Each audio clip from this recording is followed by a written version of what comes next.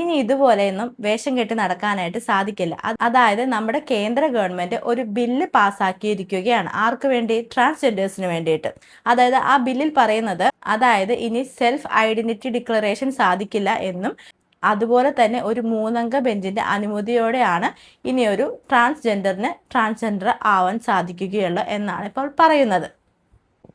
ഇങ്ങനെ ഒരു ബില്ല് സത്യം പറഞ്ഞാൽ നല്ലതല്ലേ? എന്തുകൊണ്ടാണ് ഇവരെല്ലാവരും ഇതിനെ പ്രതികൂലിക്കുന്നത്? അതായത് ഒരു വിഭാഗം പ്രതികൂലിക്കുന്നുണ്ട്, ഒരു വിഭാഗം അനുകൂലിക്കുന്നുണ്ട്. സത്യം പറഞ്ഞാൽ ഇത് അനുകൂലിക്കുന്നതല്ലേ നല്ലത്? ഈ ജാസിയെ പോലെ കുറേ പേര് ഇതുപോലെ സർജറി ഒന്നും കഴിയാതെ തന്നെ ഈ ട്രാൻസ് കമ്മ്യൂണിറ്റിയാണ്, ട്രാൻസ് വുമൺ ആണ് എന്നൊക്കെ പറഞ്ഞ് നടക്കുന്നുണ്ട്. അങ്ങനെ സർജറി ഒന്നും കഴിയാതെ എന്തിനാണ് ഇവർ ഈ ട്രാൻസ് വുമൺ ആണ് അല്ലെങ്കിൽ ട്രാൻസ്ജെൻഡർ ആണ് എന്നും പറഞ്ഞ് നടക്കുന്നതിൻ്റെ കാര്യം എന്താ? ആ രീതി നോക്കാൻ നേരത്ത് ഇങ്ങനൊരു ബില്ല് സത്യം പറഞ്ഞാൽ നല്ലതല്ലേ? ഇവരുടെ കമ്മ്യൂണിറ്റിയിൽപ്പെട്ട് തന്നെ ഒരുപാട് പേര്, അതായത് ഈ പണിയെടുക്കാൻ മടിയായിട്ടുള്ള ആണുങ്ങളൊക്കെ ഉണ്ടല്ലോ, ആ ആണുങ്ങൾ ഇതുപോലെ പെൺവേഷം കെട്ടി നടക്കുന്നുണ്ട്. എന്നിട്ട് ഇതിൽ കൂടി കിട്ടുന്ന എല്ലാ ആനുകൂല്യങ്ങളും ഇവർ വാങ്ങിക്കുകയും എന്നിട്ട് മറ്റേതെങ്കിലും നാട്ടിൽ പോയിട്ട് ഇവർ കുടുംബമായിട്ട് ജീവിക്കുകയും ചെയ്യും. അങ്ങനെയാണ് ഇവരുടെ പരിപാടി.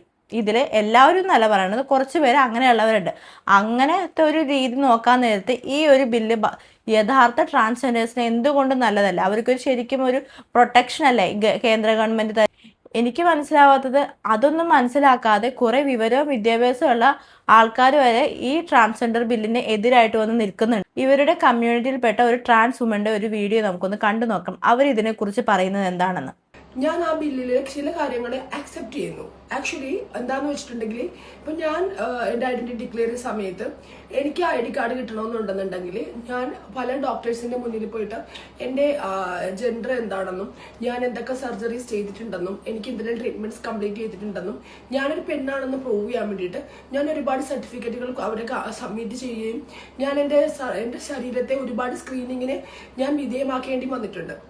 അത് അന്ന് എനിക്കൊരു ബുദ്ധിമുട്ടും തോന്നിയിട്ടില്ല. ആക്ച്വലി അങ്ങനെയൊക്കെ വിധേയമാക്കണം. കാരണം നമ്മളൊരു ജെൻഡറിൽ നിന്ന് വേറൊരു ജെൻഡറിലേക്ക് പോകുമ്പോൾ നമ്മൾ ആ ജെൻഡറിലേക്ക് മാറിയെന്ന് കാണിക്കാൻ വേണ്ടി നമ്മൾ അതിനൊക്കെ എല്ലാം റെഡിയായാലേ പറ്റത്തുള്ളൂ. ഞാനതിനെ ഒരിക്കലും ബുദ്ധിമുട്ട് കാണിക്കുന്നില്ല. പക്ഷെ കുറച്ച് നാളുകൾക്ക് ശേഷം നമ്മൾ വന്ന് പറഞ്ഞു കഴിഞ്ഞിട്ടുണ്ടെന്നുണ്ടെങ്കിൽ നമ്മുടെ ജെൻഡർ ഇതാണ് എന്ന് പറഞ്ഞാൽ ആക്സെപ്റ്റ് ചെയ്യുന്നൊരു സംഭവം വന്നതിന് ശേഷം ഞാൻ എറണാകുളത്ത് കണ്ടൊരു കാര്യമാണ്. ഞാൻ വേറൊരു നാടിനെയും പറയുന്നില്ല, എറണാകുളത്ത് കണ്ടൊരു കാര്യമാണ്.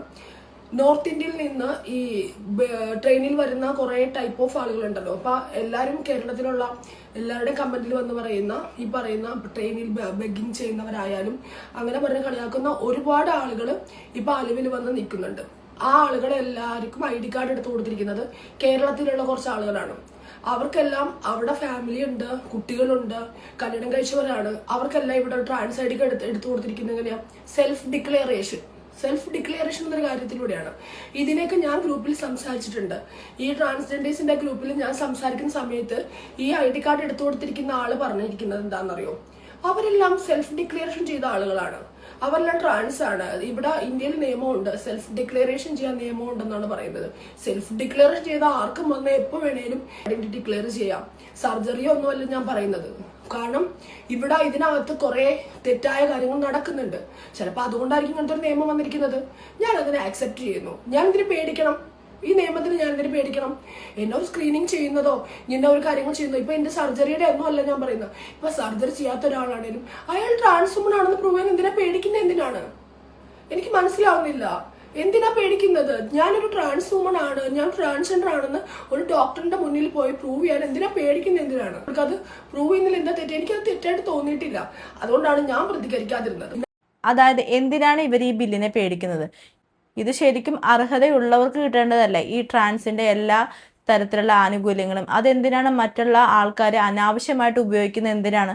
അതിൻ്റെ ആവശ്യം എന്തായിരിക്കണത്? പറഞ്ഞു കഴിഞ്ഞാൽ ഒറിജിനൽ ആയിട്ടുള്ള ട്രാൻസ് വുമൻസും അതായത് ട്രാൻസ്ജെൻഡേഴ്സൊക്കെ ഇതിനെ അനുകൂലിക്കുകയാണ് ചെയ്യണത്. പക്ഷെ എന്തുകൊണ്ടാ എന്നാണെന്ന് അറിയത്തില്ല, ഇവരിതിനെയൊക്കെ കുറേ പേര് പ്രതികൂലിക്കുന്നുണ്ട്. നമുക്ക് ഈ ജാസിയുടെ കാര്യം തന്നെ എടുത്തു നോക്കാം. ജാസി ആണാണോ? അല്ല. പെണ്ണാണോ? അല്ല. രണ്ടിലും അല്ല. അതായത് ജാസി ഇതുവരെയായിട്ടും ഒരു സർജറിയും കഴിഞ്ഞിട്ടില്ല. ആകെ കഴിഞ്ഞേക്കണ ഏതാ? ബോട്ടം സർജറി ആണ് കഴിഞ്ഞിരിക്കുന്നത്, ഡൗൺ സർജറി കഴിഞ്ഞിട്ടില്ല. പിന്നെ എങ്ങനെ ജാസിനെയൊക്കെ ഒരു ട്രാൻസ് വുമണായിട്ട് എങ്ങനെ അംഗീകരിക്കണത്? എന്നിട്ട് എന്തൊക്കെ കോപ്രായങ്ങളാണ് ഇതിൽ കൂടെ വന്നിട്ട് കാണിച്ചുകൊണ്ട് നടക്കുന്നത്? അതുപോലെ തന്നെ ഇവർക്കെതിരായിട്ട് നമ്മൾ എന്തെങ്കിലും ഒരു വീഡിയോ ചെയ്യണമെന്ന് വിചാരിച്ചോ, അപ്പം തന്നെ നമുക്ക് മെസ്സേജസ് വന്നു തുടങ്ങും. അതായത് പ്രൈവറ്റായിട്ട് നമുക്ക് മെസ്സേജസ് വന്നു തുടങ്ങും. ആ മെസ്സേജുകൾ എന്നൊക്കെ പറഞ്ഞാൽ നമുക്ക് വായിക്കാനും കേൾക്കാനും അറപ്പുള്ള രീതിയിലുള്ള മെസ്സേജുകളായിരിക്കും നമുക്ക് വന്നുകൊണ്ടിരിക്കുന്നത്.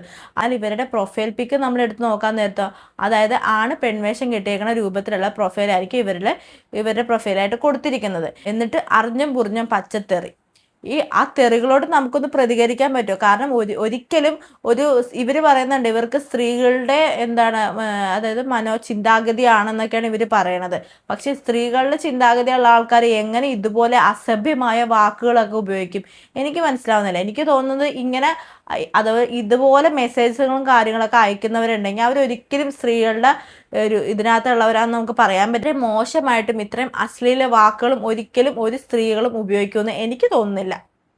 അതായത് ജാസിയെ പോലുള്ളവരെ സംബന്ധിച്ച് ആണുമല്ല പെണ്ണുമല്ല. കാരണം കഴിയേണ്ട സർജറികളൊന്നും കഴിഞ്ഞിട്ടില്ല. ആകെ വെച്ചേക്കണ ഒരു സിലിക്കോണാണ്. ആ സിലിക്കോൺ എന്ന് പറഞ്ഞാൽ എപ്പോൾ വേണമെങ്കിലും ഊരിയെടുത്ത് മാറ്റാൻ പറ്റുന്ന ഒരു സിലിക്കോണാണ്.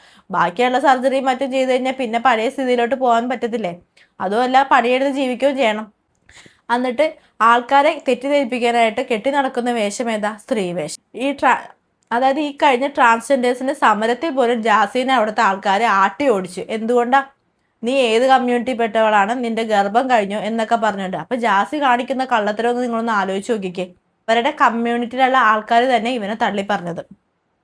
അതായത് ഈ ഹണി എന്ന് പറയുന്ന ട്രാൻസ് വുമൺ പറയുന്നതിൽ നിന്ന് തന്നെ നമുക്ക് മനസ്സിലാക്കാം ഇവരുടെ കൂട്ടത്തിൽ ഒരുപാട് പേര് ഈ ട്രാൻസ്ജെൻഡർ എന്ന പദം ദുരുപയോഗം ചെയ്യുന്നുണ്ട്. എല്ലാവരും അല്ല പറയുന്നത്. കാരണം ഒരുപാട് പേര് എല്ലാ സർജറിയും കഴിഞ്ഞ് മാന്യമായിട്ട് ജീവിക്കുന്ന ആൾക്കാരുണ്ട്. പക്ഷെ കുറേ പേര് ഇവരുടെ ഈ കമ്മ്യൂണിറ്റിനെ ദുരുപയോഗമായിട്ട് ചെയ്യുന്നുണ്ട്. അതുപോലെ തന്നെ സ്ത്രീ ശരീരത്തെ തന്നെ വൾഗറാക്കി കാണിക്കുന്ന പലതരത്തിലുള്ള ട്രാൻസ്ജെൻഡേഴ്സ് നമ്മുടെ ഇവിടെ കൂട്ടത്തിൽ ഇപ്പം ഉണ്ട്. എന്നാൽ നല്ല മാന്യതയോടെ നല്ല സംസ്കാരത്തോടും ജീവിക്കുന്ന ആൾക്കാരും ഉണ്ട്. അതായത് ഇങ്ങനെയുള്ള തോന്നിവാസങ്ങളൊക്കെ അവസാനിപ്പിക്കണമെങ്കിൽ ഇതുപോലുള്ളൊരു ബില്ല് വന്നേ പറ്റുള്ളൂ. എൻ്റെ അഭിപ്രായത്തിൽ ഈ ബില്ല് 100% വരണമെന്ന് തന്നെയാണ്. ഒരു ജെൻഡറിൽ നിന്നും മറ്റൊരു ജെൻഡറിലോട്ട് മാറാൻ നേരത്ത് ഇങ്ങനെയുള്ള ടെസ്റ്റും കാര്യങ്ങളും നടത്തി എന്ന് പറഞ്ഞാൽ എന്താ പ്രശ്നം ഉണ്ടാകുന്നത്?